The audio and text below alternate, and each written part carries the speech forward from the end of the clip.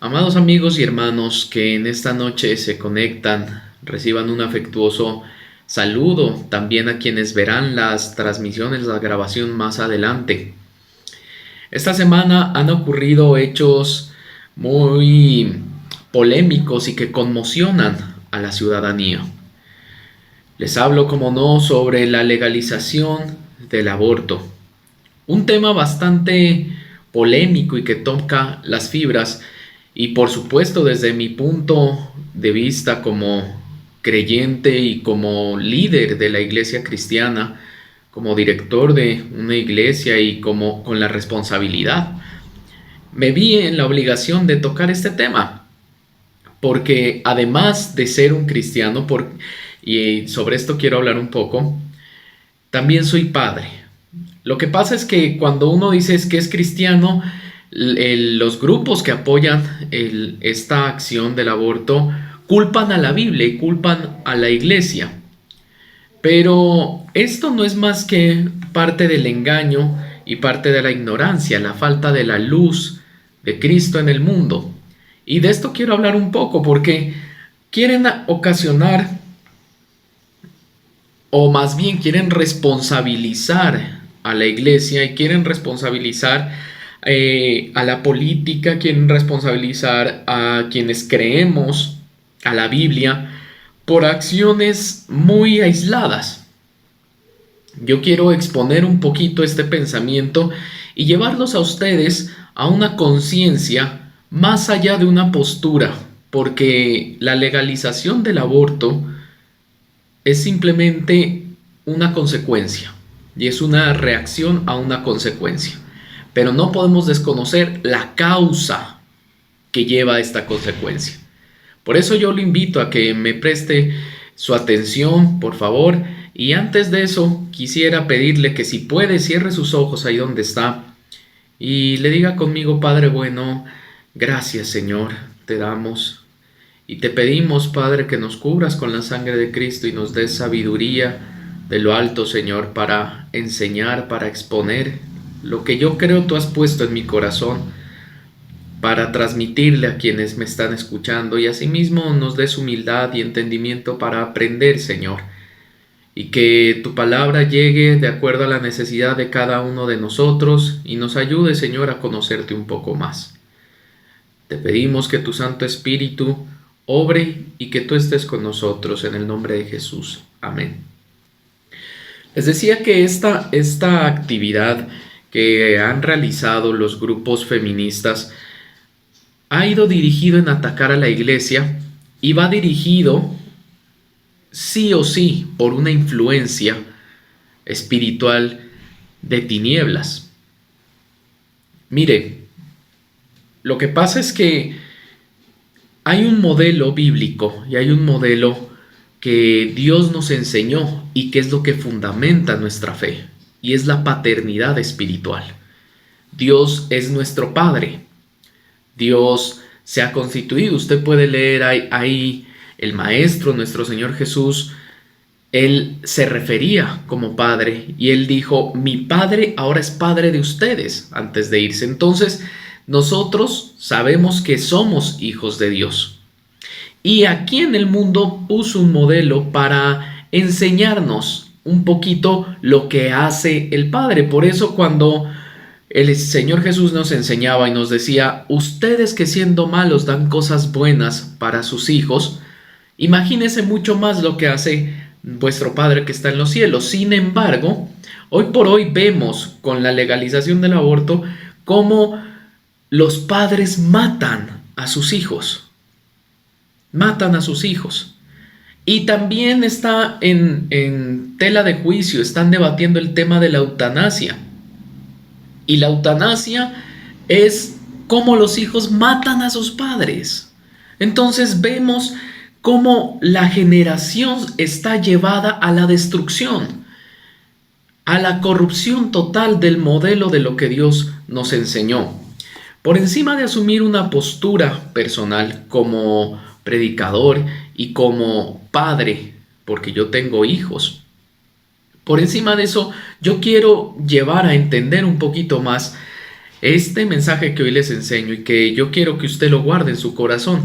Y es que esta es la consecuencia a acciones que han pasado, acciones que han llevado. La generación de hoy es una generación desobligada, pero no es una generación desobligada porque decidieron nacer así.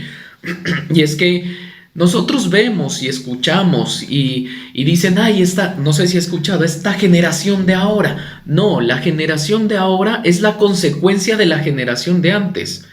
Lo que tú eres como ser humano, como persona, es la consecuencia de lo que tus padres sembraron en ti, lo que tus padres inculcaron en ti.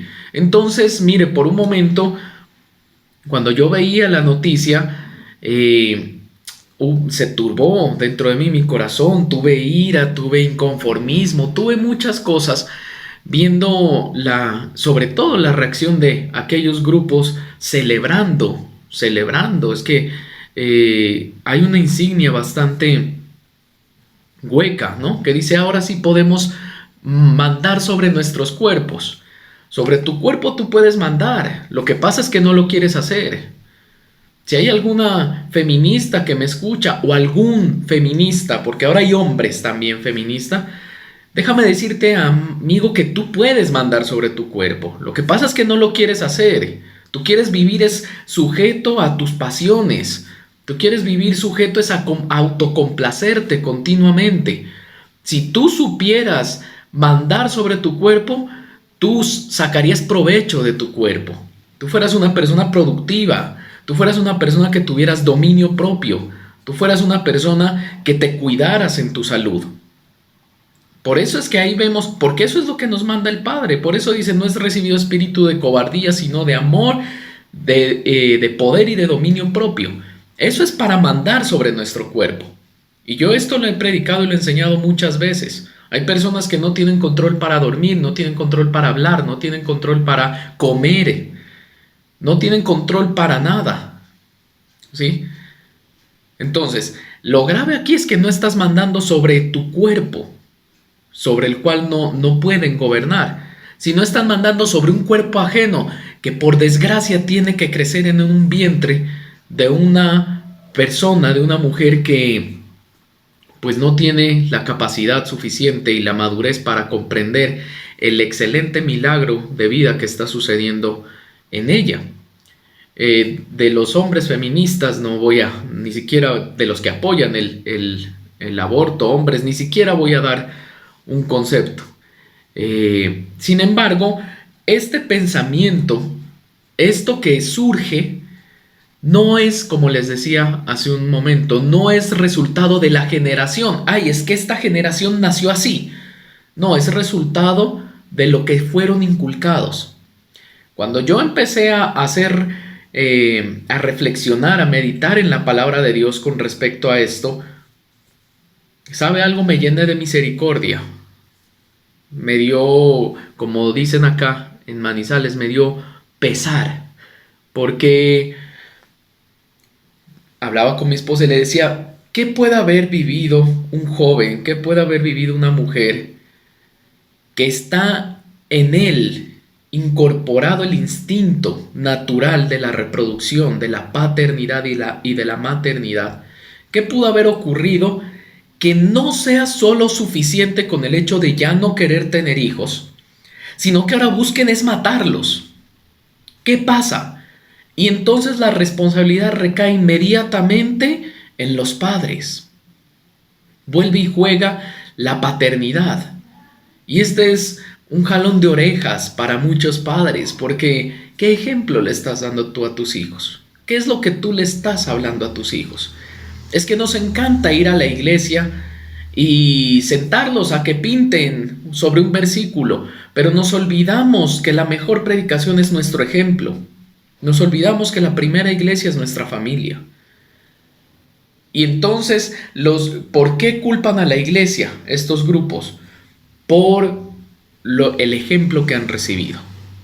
Porque nosotros asumimos o hemos asumido o han asumido una posición de juicio, una posición que ataca, una posición que busca la consecuencia, cubrir la consecuencia, pero se olvida de la acción del causante, se olvida de lo que está causando. Vemos generaciones deprimidas, vemos generaciones temerosas, vemos generaciones que son inseguras. Y pensamos que es esta generación. No, la generación desobligada que hoy conocemos es el resultado de la paternidad desobligada. Porque castigar es mucho más fácil que amar. Y muchas de estas generaciones viene de una generación de abuelos en donde golpeaban, insultaban, maltrataban a sus hijos, no los educaban, sino que únicamente usaban la tiranía. Sembraron en una siguiente generación el no querer ser igual a sus padres. Entonces vemos generaciones sin disciplina, vemos generaciones débiles emocionalmente, vemos generaciones o padres más bien que aplauden la debilidad de sus hijos en vez de enseñarles, ¿sí? Vemos alcahuetería y muchas cosas, y esta generación es la que está creciendo. Entonces la responsabilidad recae más atrás que lo que vemos hoy. Entonces el asunto del aborto, de la legalización del aborto libre hasta las 24 semanas, no es un asunto de hoy. Y de ahí es el argumento para decir pobres personas que celebran eso pensando que lograron algo.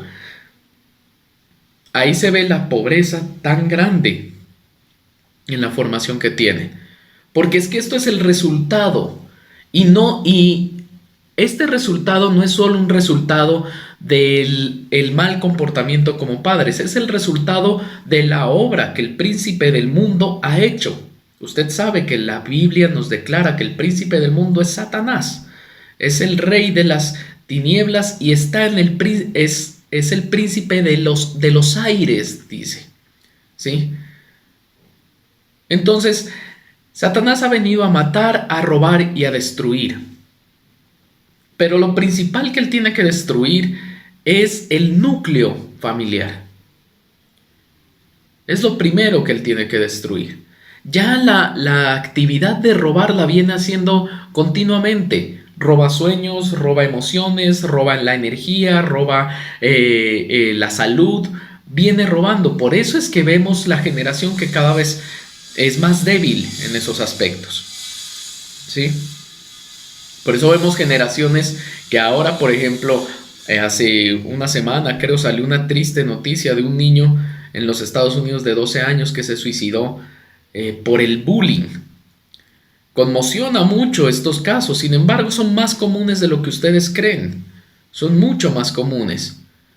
Pero esa es la consecuencia de una generación débil emocionalmente, en donde piensan que solo es abrazar, lo que solo es consentir, lo que solo es darle amor. Y no es así, porque recuerde, dice que nuestro Padre, que el Padre al Hijo que ama, lo disciplina. Porque la disciplina forja el carácter. La disciplina forja el carácter. Ojo, una cosa es el castigo, otra cosa es la disciplina. Entonces esta generación ha sido saqueada. Digamos que el paso 1 de Satanás se ha ido cumpliendo. Te han robado todo. Tus emociones, tu seguridad, el control propio, los sueños, los planes, el esfuerzo. Son generaciones débiles, son generaciones que no quieren trabajar, que no quieren esforzarse, que no quieren arriesgarse, que no toman responsabilidad, obligaciones. Y esto es el primer paso. Te robaron eso. A esta generación le robaron eso. Un trabajo anticipado, recuerde. Digamos que ahora viene el paso 2. El paso 2 de aquel plan de matar, robar y destruir. Ahora viene la destrucción. Se está destruyendo el núcleo, la familia. ¿Por qué se destruye la familia y la paternidad? Por lo que les comentaba al principio. Porque el modelo perfecto de Dios es la paternidad. Por eso dice que envió a su Hijo unigénito, a su único Hijo, para que todo aquel que en Él cree no se pierda, sino que tenga vida eterna. Y por eso es que viene Jesús, siendo el unigénito, a decirles: hey, hay un padre, yo no voy a ser el unigénito, yo era unigénito, ahora ustedes son hijos también. Y primero querían dañar esto. Entonces la iglesia no predicaba la paternidad de Dios, sino que la iglesia castigaba. La iglesia puso a Dios como un tirano. Después pasó a una nueva oleada, en donde Dios simplemente por medio de la gracia era un ser pintado, que no tenía autoridad, que tú podías hacer lo que quieras. Y con que ores, listo, eso hacía la gracia. Y entonces Él viene y está dando en su infinita misericordia, manda al Espíritu Santo que redime, que da convicción de pecado y de arrepentimiento, y empieza a enseñarte que eres hijo de Dios, que somos hijos de Dios. Entonces la paternidad empieza a surgir. Entendemos que somos salvos por gracia, pero que somos llamados a ser hijos de Dios para todos los que creemos. Para esto entonces el plan del diablo necesita destruir esa paternidad. Y en ese plan generacional viene enseñando con los ejemplos, a tal punto que las generaciones de hoy primero no querían tener hijos, sino que ahora los quieren matar a los hijos. Los quieren matar. Pero usted me va a decir, ¿de dónde parte la destrucción? Es que el aborto, la acción de abortar, no es únicamente el hecho de extraer al feto del útero de la mujer. No solo es el hecho de convertir el útero femenino en un cementerio lleno de cadáveres, de muerte. Ese no es el único hecho. El hecho es lo que viene detrás de ese aborto. Científicamente está comprobado que cuando una mujer aborta, sufre daños en su cuerpo. Desgarros, muchas veces esterilidad total o parcial. Sufren daños en todo su conducto, en sus genitales, en su útero, en su proceso natural. Sufren daños psicológicos que conllevan a la destrucción de una sociedad. La palabra de Dios nos habla de la mujer virtuosa. Satanás nos habla de la mujer enferma, psiquiátricamente. La virtud no es una condición física. La virtud es una condición psicológica. Las virtudes son condiciones psicológicas de la mujer. Por eso la mujer virtuosa es aquella que se esfuerza, es aquella que domina sus emociones, aquella que cuida, porque es acá. Viene un trabajo que no solo te quita la maternidad, tu instinto natural, sino que te hace un daño psicológico. Hoy por hoy vamos a empezar a ver generaciones de mujeres dañadas psicológicamente. Alguno dirá que todas ya están, y no, sí muchas, pero no.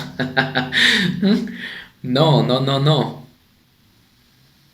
Vamos a empezar a ver suicidios.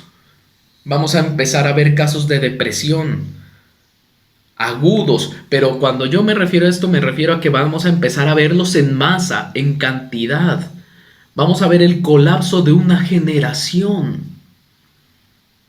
Vamos a ver el colapso de una generación con suicidio, con enfermedades físicas, con daños corporales, con enfermedades psicológicas. Y ante todo esto, ¿cuál es la posición que la iglesia va a asumir? ¿Cuál es la posición que tú vas a asumir frente a esto? Entonces te das cuenta, vas comprendiendo un poquito de lo que yo te quería hablar en esta noche. Y es que mire que el Señor Jesús dijo: yo no te pido, mire, dijo en Juan 17:11, le dice al Padre: ellos están en el mundo. Tú y yo estamos en el mundo. Mire, dice Juan 17:11, ya no estoy en el mundo, pero ellos sí están en el mundo y yo voy a ti. Es Jesús hablándole al Padre. Padre Santo, guárdalos en tu nombre. el nombre que me has dado para que sea uno, así como nosotros, el nombre de Jesús. ¿Y por qué es importante esto? Porque nosotros estamos puestos en este mundo y vamos a sufrir esas consecuencias. Oramos por las generaciones, pero nuestros hijos pueden sufrir esas consecuencias y se van a ver tentados a esto. Y tú y yo vamos a ver este caso, pero como dice el Señor, nosotros somos de Él, somos sus hijos y estamos guardados. ¿Cómo vamos a hacer luz? El apóstol Pablo dice, ¿cómo pues invocarán a aquel en el cual no han creído? ¿Y cómo creerán en aquel que no han oído? ¿Y cómo oirán si nadie les predica? ¿Cómo podemos esperar que esta generación que está llevada a la destrucción, hasta la muerte, pueda creer que hay un Padre en el cielo, pueda creer que la maternidad, pueda creer que la paternidad es el regalo de Dios y es la mayor muestra de su amor, y que Dios te ama y por medio de Jesucristo te hace hijo de Él también? ¿Cómo puede creer una generación si nadie les predica? Si nadie va a ellos y les dice, hey, Cristo te ama, hay otra salida. Si no hay nadie que con su ejemplo pueda transmitir la paz, pueda transmitir la consolación, pueda transmitir la misericordia. Hoy por hoy están desaforadas las iglesias hablando el aborto, el castigo, y estoy seguro que más de uno de ustedes pensó que este mensaje iba dirigido hacia vamos a maldecir y a maltratar a las que abortan. No es así. Hoy este mensaje va dirigido a decir que si tú eres hijo de Dios, tienes que salir, quitarte la comodidad de decir, es que yo creo en Jesús, es que yo estoy... No, y empezar a ser tú el ejemplo ante la sociedad de paz, de mansedumbre, de consolación, de esperanza. ¿A quiénes? A esas generaciones que no han tenido la oportunidad de recibirla, que son consecuencias del egoísmo de generaciones anteriores, de ignorancia de la generación anterior, que se están enfrentando a una salida. Es que mire, ¿qué puede pensar un hijo? O más bien se lo digo, ¿qué puede haber en la mentalidad de un hombre, de una mujer, para pensar que un hijo es un problema?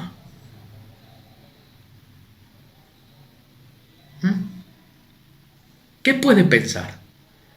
Imagínese lo que le inculcaron los padres. Por tu culpa no trabajé, por tu culpa no viajé, por tu culpa no me divertí, por tu culpa no pude hacer esto, por tu culpa no estudié, por tu culpa, echándole la culpa a un hijo. Mire, yo soy padre y tuve a mis hijos muy jóvenes. A mi primer hijo lo tuve a los 20 años. Y yo estoy desarrollando mi vida con esfuerzo y con disciplina. Y estoy dirigiendo a mis hijos. Por eso aquellos padres que dicen, no, es que por culpa de mi hijo no pude hacer. No, no es por culpa del hijo. Es por culpa de la debilidad y de la mediocridad que hay. Que pasan a culpar a los hijos. Y entonces estos hijos crecen diciendo, sí, yo fui un problema, pobres mis padres, no pudieron hacer nada. Les hablo del mejor panorama de aquellos que tuvieron padres. No, ellos se vieron un problema, ellos no, por mi culpa, qué difícil que es mantenerme, que yo no quiero tener hijos. Entonces, yo no quiero tener hijos, pero tampoco, como soy desobligado, porque eso es el ejemplo que recibí, tampoco quiero someterme mi cuerpo, ni hablarles de la abstinencia. Si no quieren usar métodos anticonceptivos, que les voy a hablar de la abstinencia. Pero al enfrentarse al tema de ser padres, entonces dicen no. Porque los hijos son malos, los hijos son un error, los hijos son un pecado, los hijos son una mala decisión, los hijos me van a truncar mi vida, los hijos son malos, los hijos no... ¿Sí me hago entender? Abortemos, dañemos. Lo abortan. ¿Viene la culpa? Viene el daño psicológico, el daño emocional, el daño en el cuerpo. Después estos jóvenes, 10, 15 años después, dicen: yo quiero tener un hijo. Ya no puedes, tu cuerpo quedó dañado.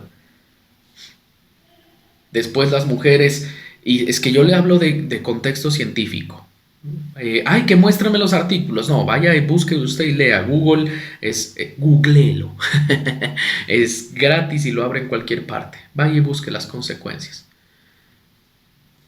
Las mujeres que han abortado, no todas, pero sí en un gran porcentaje, que han abortado, no pueden volver a ni siquiera tener,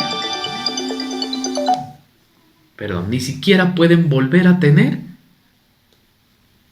su menstruación normalmente. Es tanto el daño en su útero que cada vez que llega el momento de su menstruación sufren dolores terribles. Y cada mes les está recordando eso. Y viene la culpa, y viene el dolor. Entonces, hoy yo lo que quiero dejarte en tu corazón es: vienen cosas difíciles para esta generación. ¿Cuál es la posición que tú vas a asumir como hijo de Dios?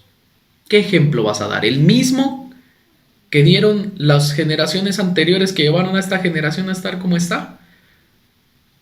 ¿O tú vas a ser la esperanza para los demás? Tú vas a ser la esperanza para que alguien diga: le voy a dar la oportunidad a Jesús, le voy a dar la oportunidad al Espíritu Santo antes de corregir mi vida. Le voy a dar la oportunidad. ¿Por qué? Porque yo veo en no sé quién me esté viendo. Yo veo en fulano el amor, la esperanza, la paciencia, el cuidado, la misericordia. Y de esto es de lo que te voy a hablar el domingo un poquito. Para profundizar y concretar este tema un poquito más, te hablaré sobre cómo podríamos nosotros ser esta esperanza. Por ahora yo te pido que por favor, si puedes, cierres los ojos ahí donde estás y ores conmigo y le digas: Padre bueno, ayúdame a hacer luz. Padre bueno, que tanta palabra que yo he recibido, que tanta Biblia que he consumido, que he leído, marque en mí la oportunidad de ser luz para esta nueva generación. Para esta nueva generación que es consecuencia de malas decisiones, que están desorientados, que están resentidos, que están adoloridos y que necesitan tu intervención. Padre bueno, danos misericordia, danos tu gracia, danos tu paciencia y tu humildad para guiar, para llevar a más personas que puedan conocerte a ti y tener la oportunidad que nosotros hemos tenido de saber que tú eres nuestro Padre y que tú nos amas, Señor.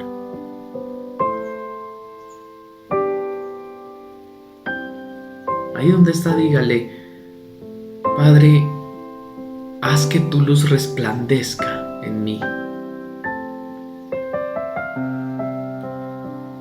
Haz que yo sea esperanza de gloria para los demás, esperanza de salvación, que quien me vea a mí pueda ver tu rostro, pueda ver tu gracia y pueda creer en ti por mis acciones, por mi ejemplo. Como dijo el apóstol Pablo, por mi buena conducta en sabia mansedumbre. Buen Dios y Padre, en esta noche he predicado tu palabra.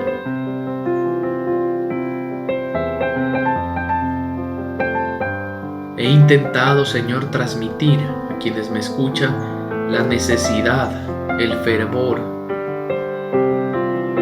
por dar a conocer de ti con el ejemplo, como tú fuiste con nosotros, como Jesús nos enseñó con su ejemplo, no solo con palabras, sino con su esencia, con su ejemplo. Yo te ruego, Señor, que nos ayudes a ser ejemplares de ti, embajadores de ti en el mundo, para estas nuevas generaciones.